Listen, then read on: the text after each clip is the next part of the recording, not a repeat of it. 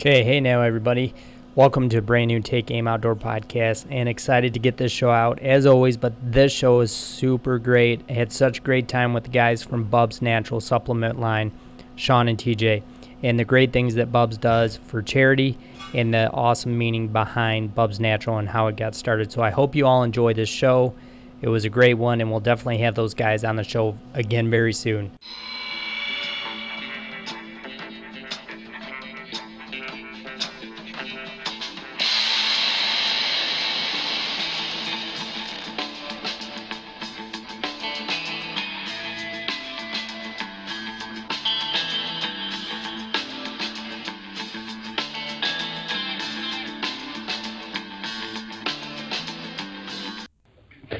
All right, guys, we are back in a new episode, and man, we got all kinds of people on the show today, but I'm happy, as always, to have Anthony Dixon with me.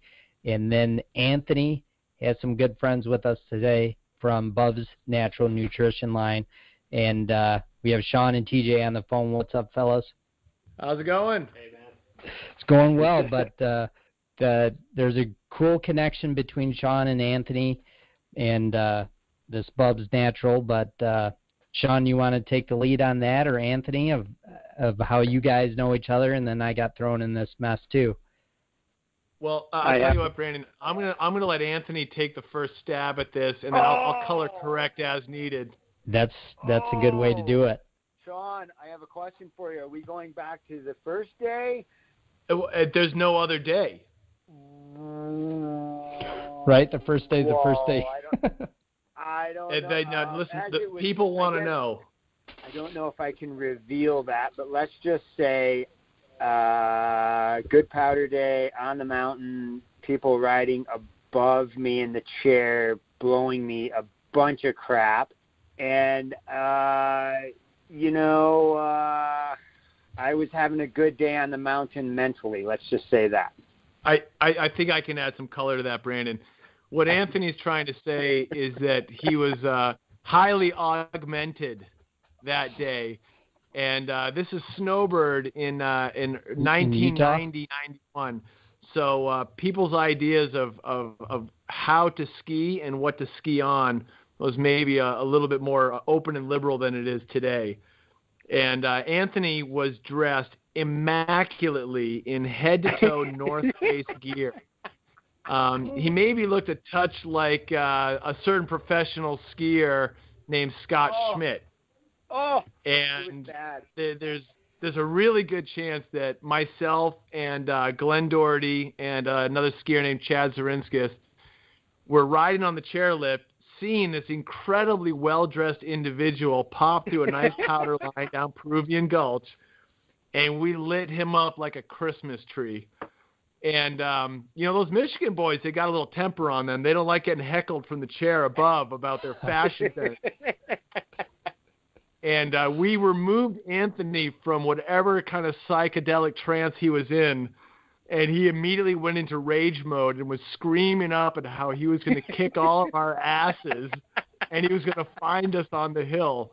And to the best of my knowledge, he was ripping up and down that mountain for about 6 hours looking for these guys that heckled the crap out of him on the chairlift. It was brutal. And that's a pretty epic story of meeting somebody right there. Oh, yeah. Little did we know, we'd all become the closest of friends. But, yeah, that first day, we were just like, oh, check it out. It's Scott Schmidt ripping down a power line. Nice outfit, asshole. Yep. Yeah, that's pretty cool. So yeah, you fast forward past that, and we all got a chuckle out of it, and a nice edgy friendship was born. And just doing the math, I hate dating us, but that was 28 years ago. And Glenn was my roommate at the time. Anthony lived down the street. We're all teenagers and early 20-something-year-olds trying to screw off and avoid responsibility, and all become pro skiers and snowboarders. And that was living the dream in Utah in the 90s. That's pretty cool. That's a very cool story. Yeah, and then Anthony, we became roommates there a couple years later as everyone was kind of playing musical musical households. Anthony was one of the responsible ones, Brandon. I don't know if you know this about him, but he was one of the first guys to actually buy his own house. The rest of us were kind of scraping money, taking dish jobs and waiting tables, and Anthony actually was banging nails in the off season. So he became the first like true homeowner in the whole crew. That's pretty cool. It reminds me of myself, Anthony. I think I was the first guy in my group to buy a house at a young 21 years old. It's pretty cool. Well, it was quite the ordeal to do it, and then I'll never forget. Chad was like, he kind of said to me, he goes, he was very intoxicated at one of the shindigs we were at, and he said, "So you're staying?" And I was like, and now Chad owns 2 houses in Salt Lake City, and he's been here just as long as I've been here. Yep. That's pretty cool. Yeah, I mean, my first real foray into the hunting world, Anthony actually taught me how to fly fish. That was my first real treat to enjoying the outdoors. Anthony had gotten Glenn into fly fishing, our buddy Marty, and these guys were going all the time. Like if it wasn't a good day on the hill, they'd go hike the Provo up and down it and go fly fishing really any chance they got. And I remember when I was sponsored for snowboarding, I came home from Alaska and I had this prepaid credit card with all my heli budget on it. And I hadn't spent it all, but I didn't know how much was left. And Anthony took me shopping to the fly fishing shop. And I was like, look, if we buy all the gear, boots, waders, rod, reel, all the fishing, all the flies, all the different tippets and lines and all the crap that I need, and it clears this credit card, I will become a fly fisherman. And if this card bounces, I'll use it for skateboarding, and fuck it, I will not fly fish. and it was like going in to pay for stuff and playing Rochambeau for the bill. And right. Sure enough, Anthony takes me through, puts everything on the line. We're talking like $600, $700, $800 worth of gear. At the time, it was a fortune to me. Sure. And the card cleared. We couldn't believe it. And next thing you know, I'm a fly fisherman. Damn, that's pretty cool. Dix would take us out and march us up and down and teach us about how to read the river, how to read the fish, and it was a precursor, of course, to him picking up a bow and starting to march off into the woods, which was something initially, most of us, we didn't understand. Like a perfectly good powder day, and Anthony would be like frothing to go march up into the hills and go poke an elk or something. And it was nutty back then, man. Yeah, those were some great early years. I mean, you were really at the forefront of kind of going off in this different direction and expanding your horizons beyond just going skiing and riding the bird and chasing powder around. You were like, nah, there's other interests out there. There's other cool stuff to do. And it was pretty neat in hindsight, because at the time we were like, well, that's cool. That's more snow for the rest of us. And then you look at it later and you're like, man, I really want to go bow hunting. That's funny. Sean, how did you guys feel about, Dix doing that? And did you guys have any preconceived notions of the whole hunting deal and kind of what it was or wasn't? Well, so my dad hunted in Canada growing up, and I mean, I remember I had a black bear rug in my bedroom that he had given me as a young kid, and he had told me this story about how he would hunt moose, and this is like hillbilly the zone up in Newfoundland and in near Queens where he went to college, and he enjoyed it until he didn't enjoy it. And the lessons that he had taught me about it was that, he had this kind of epiphany about taking a life that it didn't really jive for him. And so he was like, yeah, when I shot the bear, that was kind of the last time I shot an animal, because he felt more connected to it, I think, than shooting a deer or shooting other animals, because it wasn't traditionally used for the meat. And he had talked about, the life cycle of that. So I had kind of carried that with me as hunting's awesome, and you respect the kill, and you would definitely use everything that you kill, but I wasn't actually hunting. I was only fishing. And I think at that point it was a combination of not having any money or the right people to probably get me into it. And so it was one of those things that just kind of slipped by me, and it was never in my childhood growing up in Massachusetts. It was like just a little bit off in the distance. Like I grew up shooting guns. I grew up a little bit shooting old school bows. And by old school, I mean there was no compound bows or any kind of stuff that you guys are shooting these days. So it was just sort of like call it summer camp style. So when Anthony went and did it, I remember I was his roommate and his dad was in town, and they were prepping to go out for a hunt, and it was like 3 o'clock in the morning, 4 o'clock in the morning. And I probably had a couple of drinks the night before, and I remember waking up to go to the bathroom, and I hear all this commotion in the kitchen, and I walk out there, and these guys smell like they smell like piss. They smell like absolute, total horrible stuff. And Anthony's dad and Anthony are taking this stuff, and they're rubbing it all over their necks and their hands, and it was like this musk scent stuff, and it just stunk up the joint. And I walk out, and I'm in this haze, and I'm like, oh, hey, are we brewing coffee? And Anthony takes one look at me, and he's like, go back to bed, Sean. This isn't for you. Just go back to bed. Dix, So, no, what was that? Some skunk, or what were you rubbing all over yourself? Oh, it was probably elk urine or something. You know, my dad would come out, and you know, back then I was using techniques to, you know, that you would probably use more for bow hunting than you would for rifle hunting and stuff like that. And we had a tough go. We did everything we could, but on public land and in the particular area that we were hunting in the tag is where it was definitely not sought after by anybody. I mean, we still had a good time as far as, you know, hanging out with my dad goes for sure.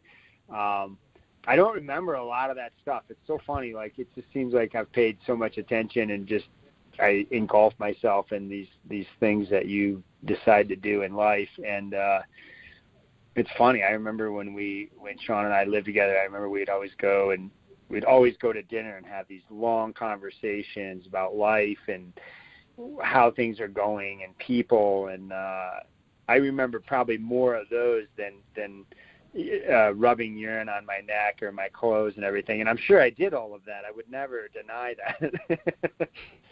But yeah, you know, it was good stuff back then, and it was going in a little bit of a different direction. And then you know, it's funny as the relationship grew. Sean had lived with Glenn and Marty and a bunch of these other guys in this really cool place, and it was on Prospector.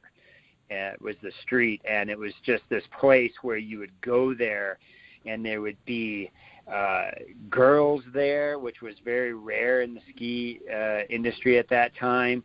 And then there was the hot tub parties, and you never knew what was going to happen. And I would go there as this kind of, you know, obviously intense individual, but very, you know, partaking in all of the things that you did back in the 90s, skiing and stuff. It was very, very much like a little bit of a reggae scene in the early 90s there, and then it had changed in the early 2000s. But it was funny, man. I would walk into that house, and I was just like, holy shit. Like, you never knew what you would see or what was going on, or then you'd hear the stories from last night. And I would always go home early. I would drink a little bit, but I was never a real big drinker. But those guys could hoop it up for quite a long time. And all the good stuff happened after I would leave at 2 or 3. So I was for sure to come back to Prospector the next morning, because you got to hear what happened. Yeah, you got to see what kind of damage was done the next day. Yeah, Oh, yeah. You're in your 20s. You know, you're definitely having you're having some fun. Yeah. I mean, I remember going over there, and it would be like, you know, there'd be arguments of whether or not if you fell asleep with your shoes on, does that technically means you passed out? And if you did pass out, it's not good. I mean, you could be written on. Things get written on your eyelids and your face, and certain objects are permanent markered onto your cheek. And so I certainly didn't want to stay too late, because I didn't want anything like that happening to me. But no, there was plenty of people that got it, Sean. Well, yeah, I mean, probably the most famous one, Brandon, and this is probably a good nod that you were glad you did not come to any parties on Prospector. One of the nights, this guy, a professional snowboarder, kick-ass guy named Andy Brewer, and I'm probably blurring stories here, but he passed out, and I'm sure shoes were on.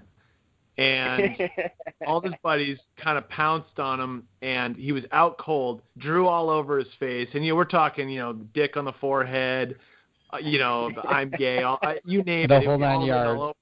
Yeah. But the coup de grace on this one, like the big stamp, was they took these beer bottles and they duct taped them to each of his hands.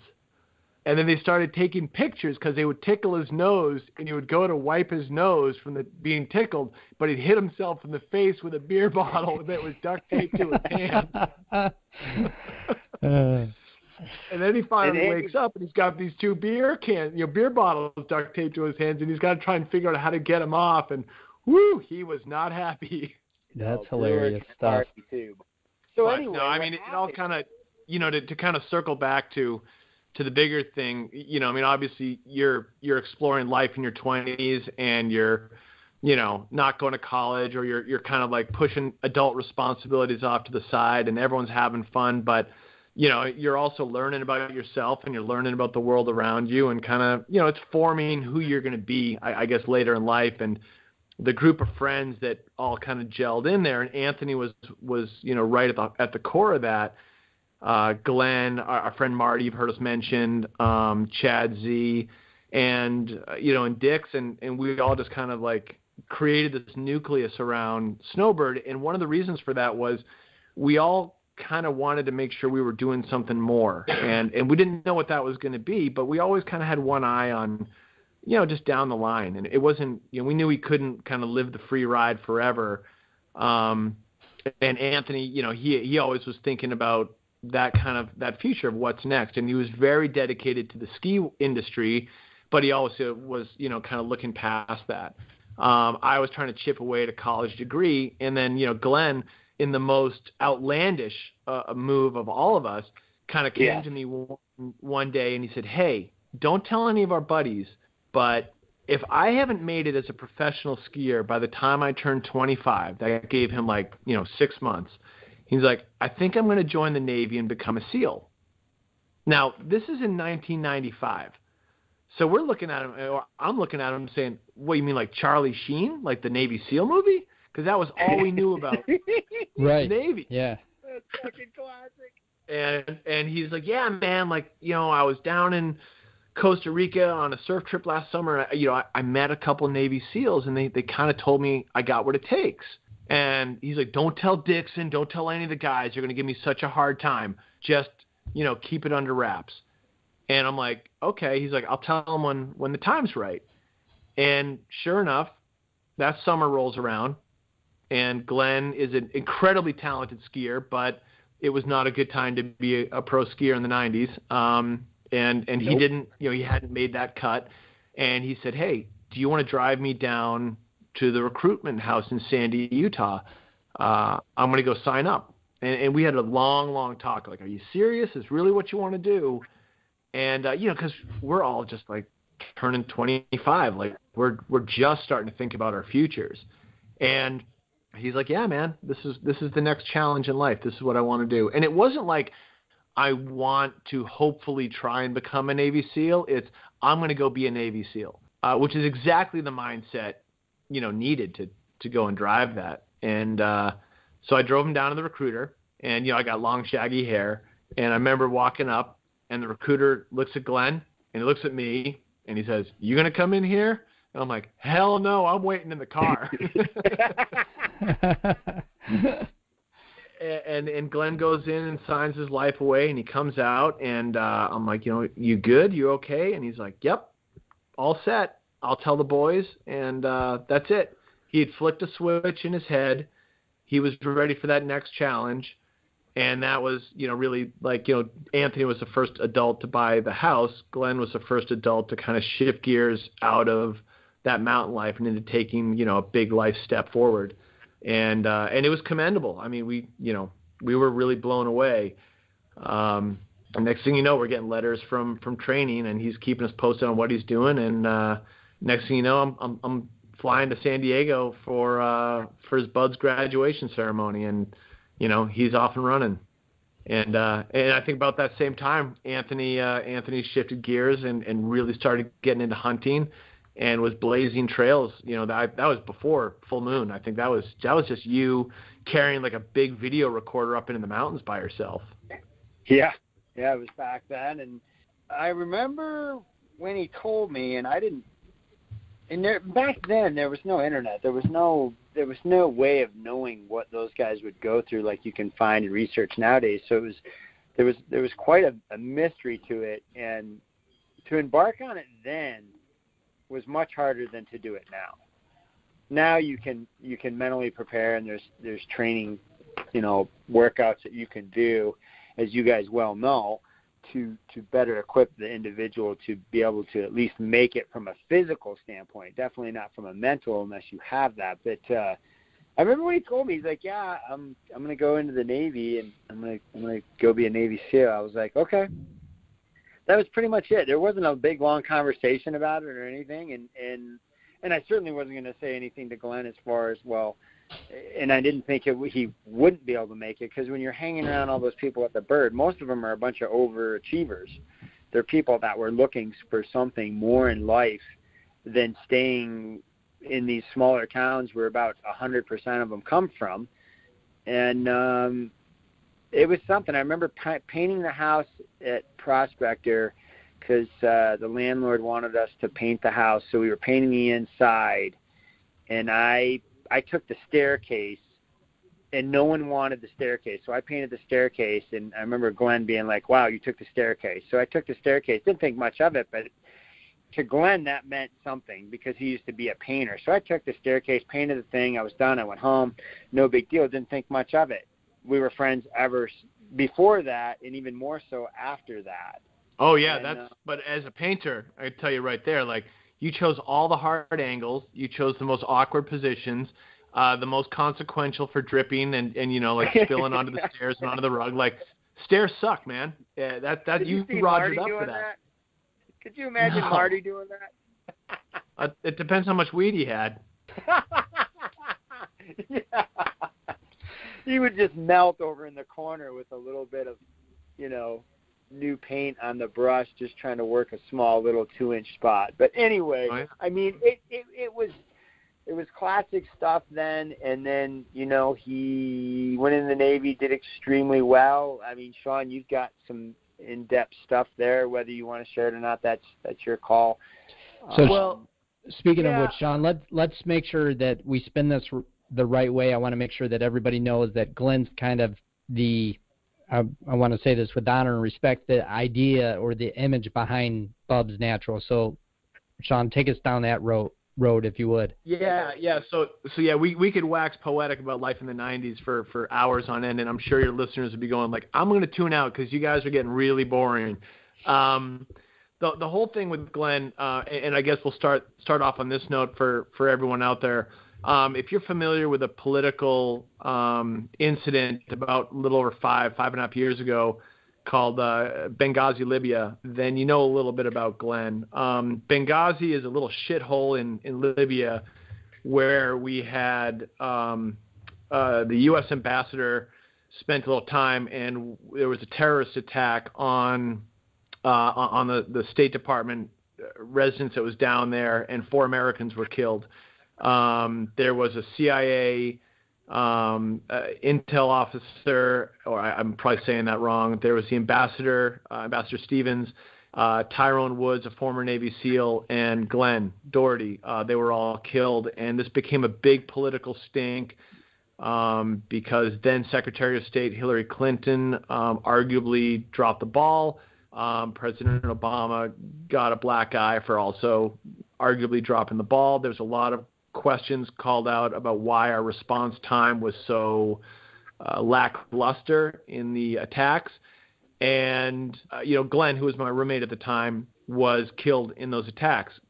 So I'll come back to the Benghazi, but that's just to frame things up for people so they understand that you've got a former Navy SEAL who's a CIA contractor who died saving American lives. And that's kind of the public kind of persona and knowledge of Glenn. It's just that, he's a heroic individual who died serving his country. Anthony and I obviously know him as one of our closest friends. In my case, we'd been roommates on and off since we were in high school.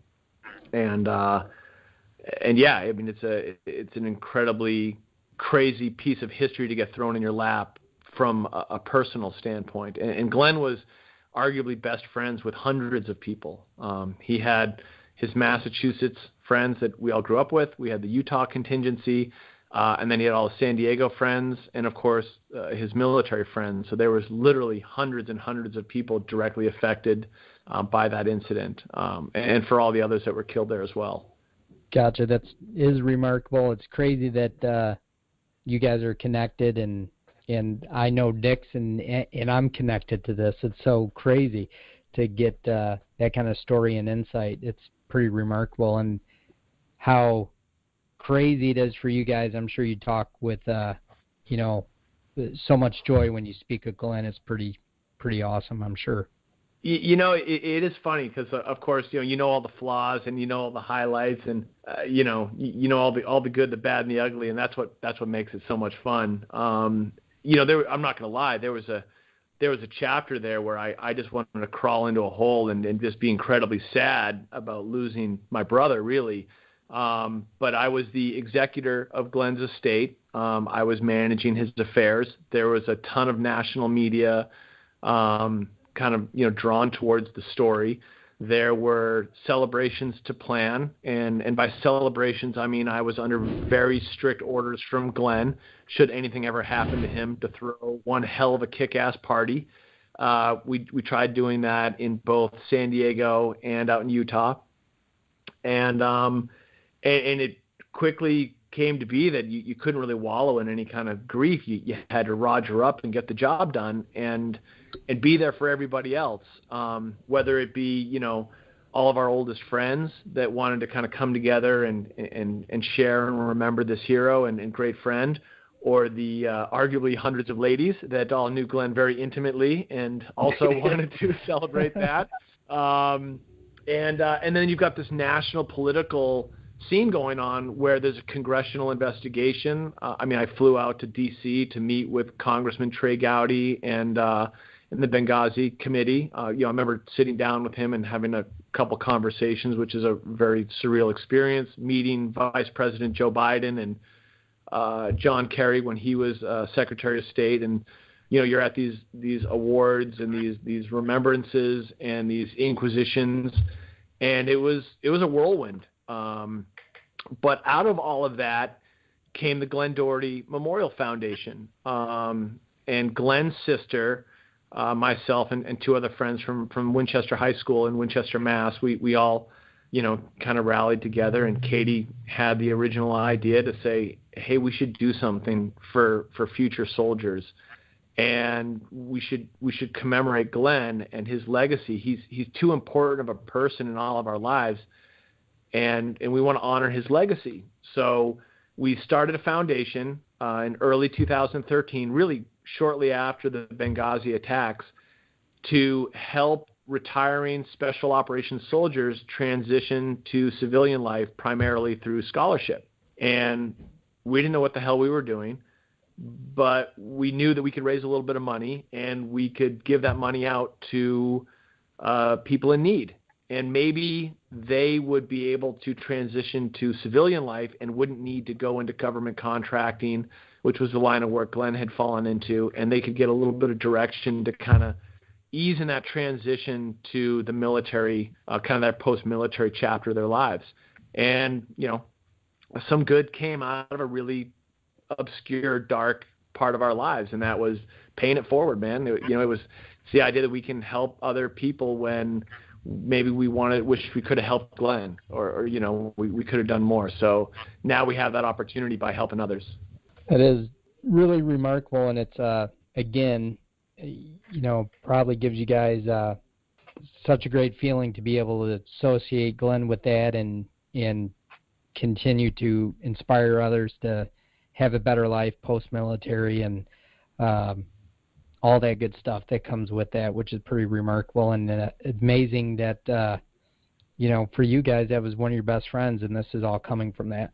Yeah, it's surreal at times, Brandon. I mean, it feels wild to think that you've got this foundation and you're talking about Glenn almost in this kind of third person, and you're not, you got to stop and be like, oh, this is this is my roommate. This is the guy who would yell at me when I would leave the dishes in the sink. But you're in a position to help kind of charge his legacy forward, and that's really kind of to circle it back to the Bubs brand. That's where that all came from. I guess if we can jump into that now, if you wanted to chat about it. Absolutely. So, cool. So yeah, we were at the 5-year mark in early 2017, and we were kind of taking stock in the Glen Doherty Foundation, and I got invited onto a podcast from a group called Black Rifle Coffee. And if any of your listeners drink coffee and they are on the right side of the political spectrum, they probably know Black Rifle. It's a really funny, phenomenal group. And the founder of it had served with Glenn, this guy, Evan. And so Evan and I were chatting around a fundraising initiative, and he said, hey, why don't you come on the podcast? We'll talk about the Glen Doherty Foundation. So I went on his podcast, and we just talked about charitable giving and how it'd be great if you could institutionalize it some way to help people to give more. And it was left open-ended. And I come home from that trip to Utah, and it's on my mind a little bit, and I don't have any answers, but I'm thinking, like, God, it'd be great if you could just, find a way to institutionalize the giving cycle for people. And my wife had bought me a tub of collagen peptides while I was gone. And my wife is 14 years younger than me, and my wife likes to give me a hard time. Exactly. And she likes to give me a hard time about the aging process. So I come home, and there's this tub on the counter. She says, start taking that. I'm like, collagen? And she says, yep. So, you're not getting any younger. And so I laugh at her. I'm like, the only thing I know about collagen is that, porn stars used to inject this into their lips. Isn't that what collagen's for? And she lectures me. Apparently, no, that's an urban myth, but it was more that, it's great for muscle recovery, joint recovery, hair, skin, and nails, and intestinal health. And I'm looking at the side of the jar on this thing, and I'm like, well, hey, look, babe, if you tell me to take this, I'm going to take it. And the funny thing is, Glenn and I used to take all sorts of different supplements when we were roommates. He would have these mason jars on the counter of our house. One would be a whey protein, one would be a recovery drink, a hydration formula, and Metamucil. You have all sorts of different stuff where normal houses would have flour, sugar, baking soda. We had strictly supplements in there. And we used to joke about the fountain of youth and how we could achieve the fountain of youth as two guys in our 40s. We're like, oh, man, we're going to go do a CrossFit workout today. We feel broken, or we're going to go run 12, 13 miles or go rucking, and we're always aching and bitching about it. And so I start taking collagen, and I'm about 3 weeks into it, and my nails are growing like I'm Wolverine. It's unbelievable. I'm looking at my nails like, holy crap. And sure enough, on the side of the jar, it says nails. And then my wife and I got to go to a wedding. I got to cut my hair. And so all of a sudden, I'm a couple months into taking this every day per her instructions, and my knees feel phenomenal. And I'm like, whoa, wait a minute. My knees have hurt me since I was 28 years old. How do my knees not hurt right now? And sure enough, after a couple of months of consistent use, I was a true believer. I am so sold on the health benefits of collagen.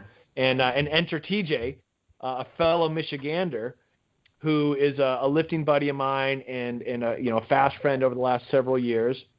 And TJ comes over to the house. He sees the tub of collagen, and I'll let you take it from here, TJ. You basically looked at that and said, "Hey." Oh man, it was lightning in a bottle. Sean and I have been working on projects for probably 4 or 5 months, just different marketing initiatives and stuff for some other companies and consulting work. And I've been at my wit's end with that for quite a bit of time. and looking to start something on my own and build a really tight group of people around us while we were doing it. And Sean and I reconnected a couple months prior to this little lightning in a bottle incident. But we reconnected, and we were sitting in his kitchen and trying to figure the whole thing out. And I saw the collagen, and I was like, hey, this is an emerging market. I've been tracking this for a little bit online, and I think we can do something here. Let's make a company. And we both look at each other and pretty much at the same time finishing each other's sentences like twins. It was like, we need to give to charity. And Sean kind of goes, I know which charity we're giving to. And we napkin mapped this whole thing out in probably about 25 minutes, sitting at his kitchen table. And we were like, yeah, let's do it. And it was a ride from there. It's been kind of incredible. I mean, everything from sourcing the product all the way to packaging and labeling, and the amount of people we've met along the way that have been, more than willing to help us out is just, it's really incredible. It's been a great experience. I mean, albeit short, been in the market for about 4 or 5 months, but every day we finish off with some good news, and it's pretty rad. Yeah, that's remarkable, and super excited to even have TJ talk. So thanks for that, Sean. Well, I'm proud of being here a little bit. Sean loves to steal the thunder. He gets on a roll, and you know what? I can shut up. It's his moment. He doesn't get to talk a lot at home. There's a kid there. He's got to pay attention. So, when he can start off for a little bit, I'm like, you know what? He needs this. Jeez, just like that, I get thrown under the bus. Just know that Glenn's spirit's alive and well out here on the West Coast. I'm catching shit everywhere I go. That's right, you are. Holy cow. But one of you guys, TJ or Sean, explain even, the Glen thing in the foundation is even built into the name of the product. So explain that for people that don't know what BUBS actually means. Yeah, so obviously once we both said we got to do something cool for charity, I said, hey, I know the charity. It's the Glen Doherty Memorial Foundation. And then we're looking at each other, and I'm like, and I know what we're going to call the company. Glenn's call sign in the Navy was Bub. So we're going to call the company BUBS Naturals. And it was just like that. It wasn't even a vote. It was like done. And, I think the very next day I called the trademark, like a patent attorney, and had him search the name and drill it out. And literally within a week, we had our application set and filed, and we named the company after Glenn. It's really a tribute to Glenn, in terms of how we vet products, things we're going to bring to market.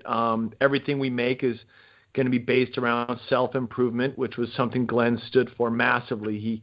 He was not a complacent individual. He was always reading books, exercising, constantly kind of pushing himself into new, bigger, and better. And, it was always a philosophy of work hard and play hard, and that's definitely something we adhere to. So that BUBS Naturals, our rollout product is a high-quality collagen peptide. We sourced, all the right stuff in terms of, non-GMO, grass-fed, pasture-raised, great flavor profile, meaning unflavored, good solubility. And we got lucky. We found a fantastic company to work with. They loved Glenn's story.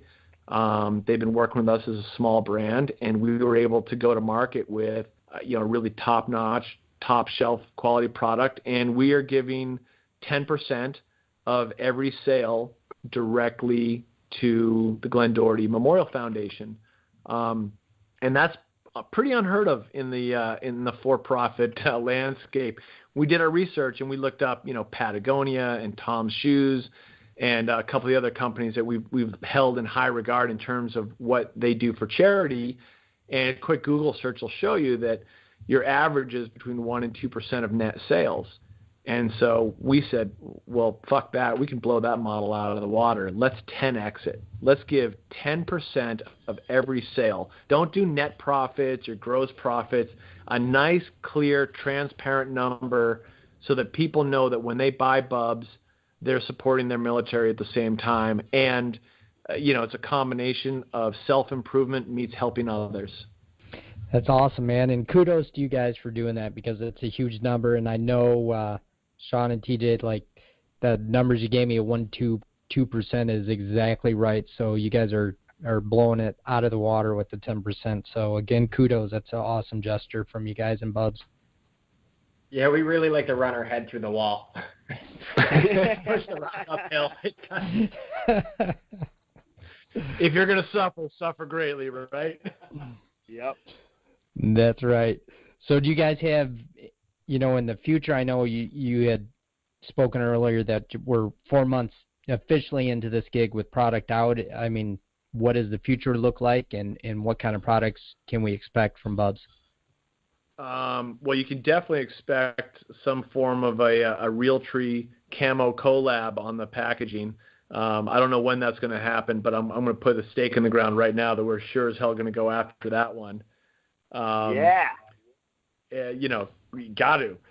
Now we're looking at different sizes as our next step. So we want to be able to take the collagen into a travel-friendly environment, so you guys can take it out into the woods with you. So little single-serving packets. We will be doing a smaller tub size.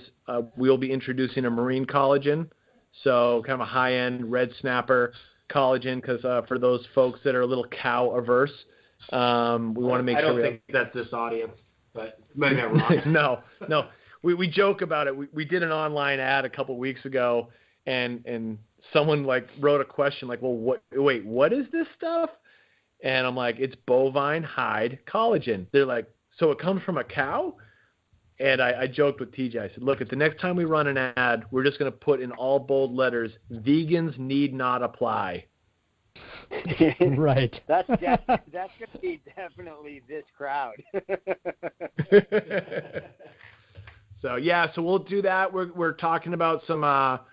We're pretty excited about some MCTs. It's a coconut oil that you can drill into a powder, and we're big coffee drinkers. So TJ, you want to roll that plan out? Yeah, we have a local company, also interestingly enough, Navy-founded individuals, called Trident Coffee, and they're doing a nitro cold brew in a can. And I'm sure you guys have seen plenty of nitro coffees pop up in your local supermarkets and stuff. But we'll probably, fingers crossed on this, be the first to market with a nitro in a can combining MCT and collagen. So for the bulletproof crowd and the people that are really hell-bent on keto and keeping their diet fat-heavy, this will be the cold brew solution to that. But we're super excited about it, and we should be able to get that out probably by the end of April. I'm super excited to hear you guys talk about the MCT oil, and anything you guys need from me here in the gym or feedback or anything, let me know, because I experiment with MCT all the time, and I think there's a lot of room still yet for improvement with that stuff. Oh, nice. Yeah, tell me a little bit about the gym. I know we talked a lot about Glenn and kind of the snowbird stuff, but Brandon, you got a hell of a commute there. You're kind of going back and forth from a gym to another office, or well, home to where my wife and son live. But so during the week I stay here and run the business, because the gym is actually 24 hours, so it never shuts down. So I do need to be here quite a bit. So yeah, I'm in a little stressful situation with the family being gone. But yeah, so I run, own a gym, and I'm here right now. You can probably hear guys deadlifting in the background. But yeah, so always doing stuff in the gym, and supplements and nutrition have been a part of my life probably since the day I could drive. I literally got my license and went and got a gym membership. So pretty much that and hunting have been kind of connected since I've been really young. Yeah, that's solid, man. And I mean, that's spreading yourself out there between having the wife and family in one spot, the gym in another, running a podcast, and having time to hunt. That's a full schedule right there. It's enough. Yeah, you got that right. Yeah. For sure. Well, the recreation is a very important element. We definitely abide by that rule. No, it's good stuff, and I'm glad to hear you, especially for guys like me and Dix. I don't know about Dix, but travel stuff like that and supplementation is huge for me when I hunt. I don't eat much, and being able to have stuff like that in a travel size is kind of the way I eat throughout the day. So that's another great thing I'm super excited to hear you guys talk about. Yeah, this will be about 10 grams of protein in a serving, and the total weight, I mean, I don't know how crazy you are about the weight of your gear when you hunt, but the total weight of a single stick pack is probably about 11 grams all in. So you take 3 or 4 of those out in the woods, you've got, anywhere from 20 to 40 grams of protein, and and all of a sudden your calorie count stays down, but you're getting that good intake, so your energy stores stay solid. Combine that with some good MCT, and the drill. You get your good healthy fat energy source. Yep, exactly. A lot of the stuff when you're out for multiple days, you're running stuff with Mountain House, high sodiums. You get the carbs, but the protein's always been a real difficult thing to be able to get a hold of. But that little package that you're talking about sounds perfect.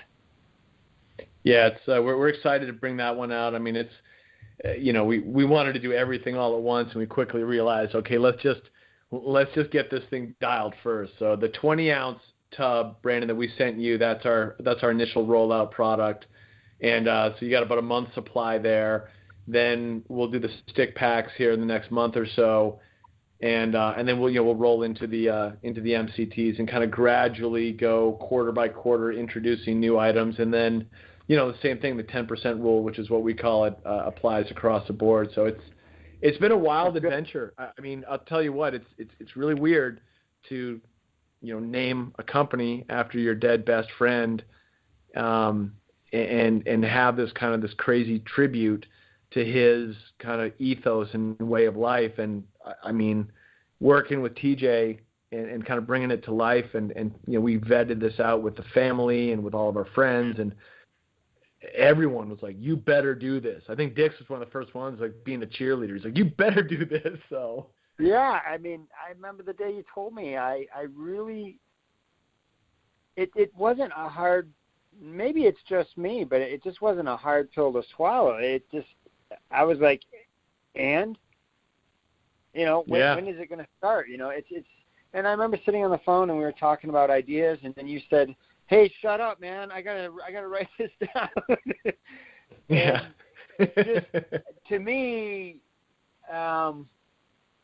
it's just a good thing. I think this is something that, people always want to do something, but they're not quite sure how to do it. And this is a way to help out where you know that your 10 is going, and that's solid to me. So it just wasn't hard to swallow. It's like, you know what, this is good. And then when you start using it, and I have a hard time sometimes with flavors, and for this to not be flavored, and me to be able to wake up in the morning, not be really conscious of what's really going on besides maybe I took a shower and scratching myself, I can put this in my coffee, mix it, have no taste to it, and get what I need. That's a slam dunk to me. I'm dumb, and this is fitting into my program. Yeah. The unflavored was a huge thing, because you're right. Some of those Belgian chocolates and French vanillas, they taste a little funky. So, make it as neutral as possible. And I'll tell you what, I mean, I have a massive new appreciation for hunting and for what you guys do. And I made a joke the other day, but Brandon, TJ hunts. So there's bow hunting in this company. I don't know if it must be a Michigan thing. You guys are born with bows underneath the cribs or something. I think so. But, well, kudos to TJ for being a bow hunter. Yes. That is kick-ass.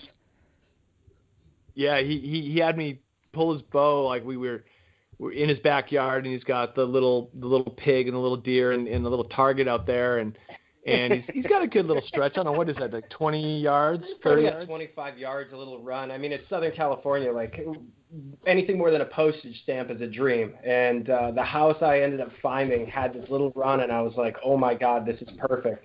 I can shoot an arrow back here. So we got Sean into the backyard, and I'll let him finish up the story because I'm just laughing. Well, I have to say that I learned a lot about the bows you guys shoot, because I was thinking this was going to be like the easiest thing in the world. And he tells me, like, take your left hand, hold on to the bow, put your elbow out here so the string doesn't smack it. and take this little hooky thing with your right hand, and you put it through this little loop, and you just pull it back, and you look through this little eyelet. And so I go to pull it back, and I almost fell over because I had no idea. I'm like, what the hell's going on here? Like, I got to pull on it 3 times. And I mean, Brandon, like, I go to the gym religiously. I've been doing the CrossFit for, 9+ years, and like, not going to say I'm patting myself on the back, but until that moment, I felt You're like I'm in good you shape. Yeah. It smoked me.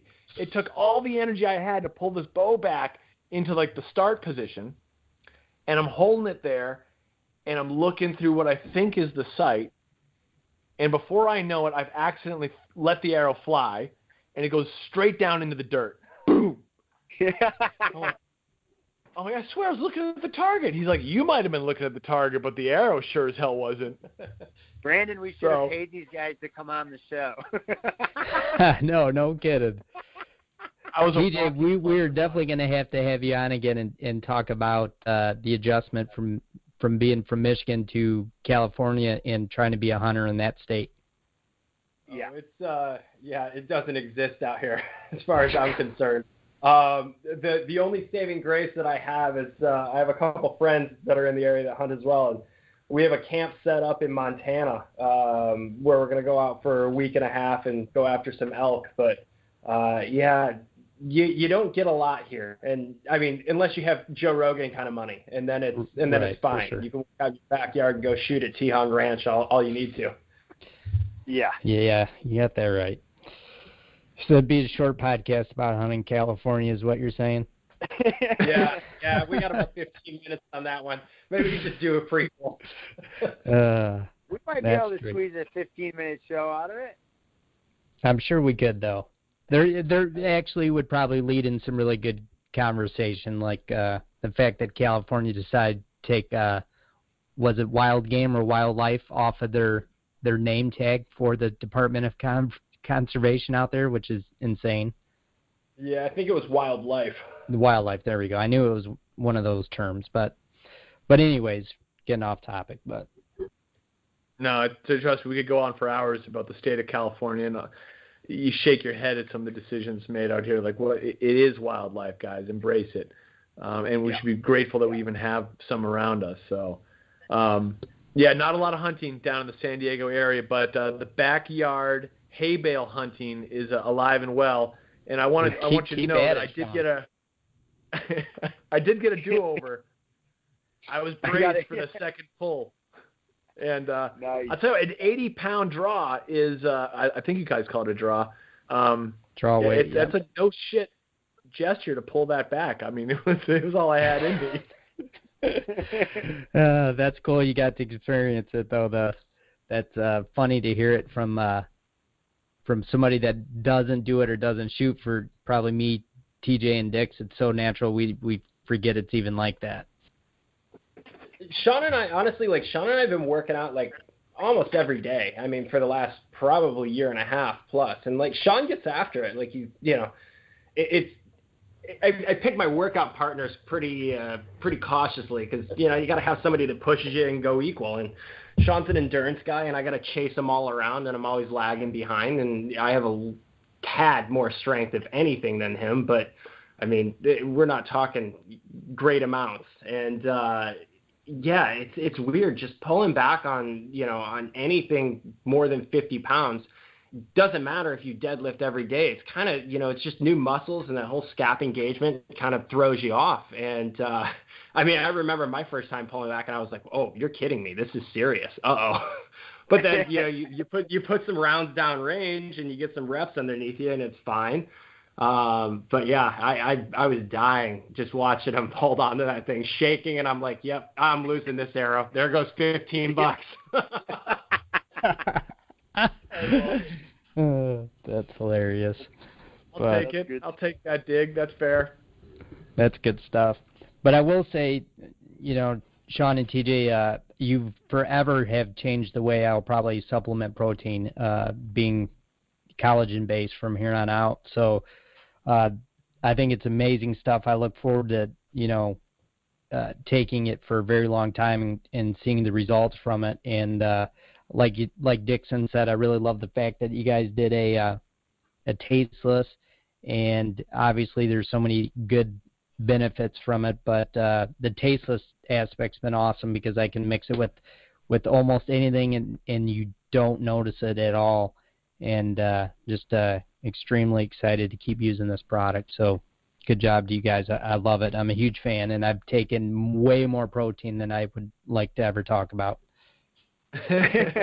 That's awesome. Thanks, man. Yeah, we're pretty psyched on on how we were able to come out of the gate, and like I said, we kind of got a pretty high benchmark we have to hit every time with Glen's legacy, and making sure we always come out with something top shelf, and that's the goal. Is if it comes out and we put our name on it and we put Bub's name on it, we want to be really proud of what it's going to be able to do for you. And I'm psyched that our first two products are ones that you're familiar with and are already using. I'm definitely going to send you up some of the MCT powder we've been testing because there's some good stuff there. Now, I will warn you that it is going to come and look like a Ziploc bag full of white powder. So, Is that from, you might have to do some explaining about that. It's not from Colombia. It's from Southern California. These coconuts. Perfect. You just can't get away from the 90s. No. It's everywhere. No, we'll be forever trapped there. But, guys, man, this has been a riot. I appreciate having you on today, and obviously Dixon knows he's always welcome on the show. But, Sean, TJ, let everybody know where we can find Bubs via website and social media. Yeah, absolutely. So we sell direct on our website, www.bubsnaturals.com. That's always an easy way to get us. And if you're on Amazon, Amazon Prime it, and just one-click shopping there on Amazon. So those are the two easiest ways to grab your Bubs. And we're BUBS Naturals on every single social media outlet possible: Instagram, Twitter, Facebook. It's just all /BUBS Naturals. Absolutely. This will be out on Thursday for you guys, and I will make sure to tag Bubs everywhere social media so everybody can get in touch with you guys and follow social media-wise as well. And if I forgot anything, Sean, TJ, let me know, and you guys fill us in right now. No, man, Brandon, this has been fantastic. I mean, we knew when we went on the podcast that Anthony and I might, go off the skids there and start talking about all the crazy antics we got into in the 90s. But this has been fantastic. I really appreciate you taking the time and having us on. And, we're excited. I'll tell you what, I'm not done with the bow. It's just a matter of, getting a little bit more practice like TJ said. And I'm excited to hear back from you once you've tested out the MCT, and maybe one day we'll actually be able to get together and go shooting. Yeah, man, I'd love that. And it's been a riot. It's been a great show, so I appreciate you guys and your time today as well, and Dixon as well. And, let's set something up, and let's have a little bow fest. Absolutely. Game on. Sounds good. Sounds good, so, man. I will see you guys, and we'll be back next week with a new show as well. Guys, if you could, leave us a 5-star review on iTunes as we close the show today. I know I have not asked in a long time, but make sure you leave us a review. If you haven't already, do that so others can find the show as well. Thank you so much.